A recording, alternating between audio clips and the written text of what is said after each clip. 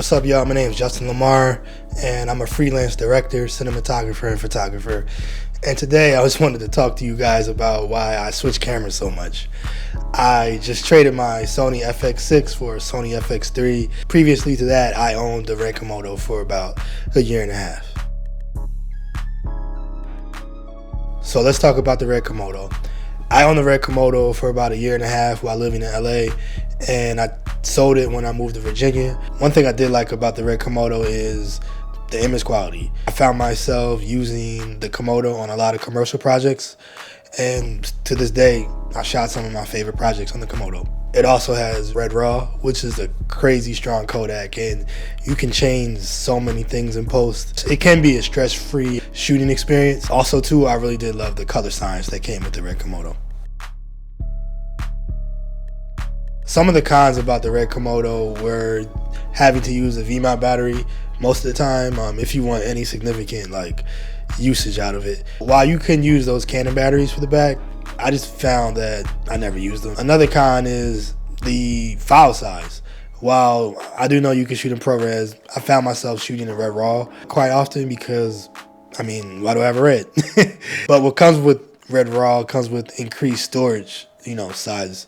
So you need to have more storage, and just got pretty over it really quick. So when I moved to Virginia, I decided I wanted a camera that had autofocus. Different markets, different cameras work better. I found in the East Coast is more of like a Sony town, if that makes sense. So I sold my Komodo and I bought a Sony FX6 for the second time. Some pros about the Sony FX6.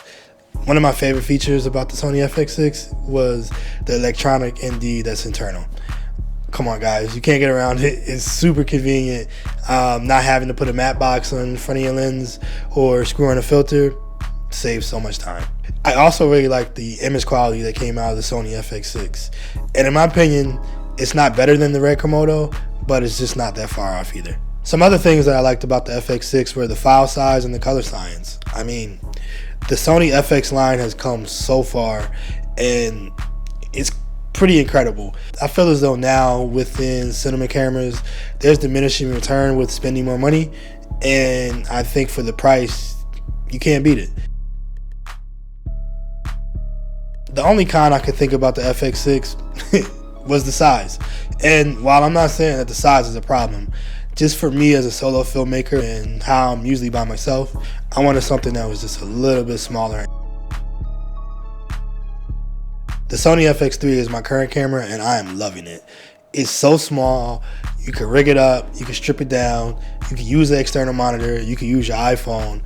And while you can do this with other cameras, it's just a bit more easy to do it with this small form factor. The image quality is on par with the FX6, and I can't ask for anything more. One thing, I guess one con I can give it, I wish it had internal ND, but I'm not complaining too much. I got screw-on filters and they've been working great. So while I've owned the red Komodo, the FX6 twice, and the Sony FX3 and multiple Blackmagic cameras, they don't make me. I love bouncing around. I love trying new cameras. Hopefully soon I have the Blackmagic Pixels, and I'll use that for different projects than I do with my FX3 now.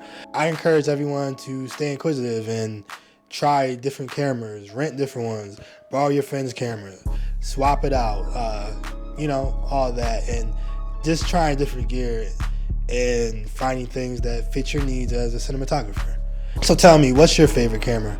Have you traded any cameras recently? Tap it with me in the comments. Start a convo. Until next time, guys, I'm Justin Lamar. Peace.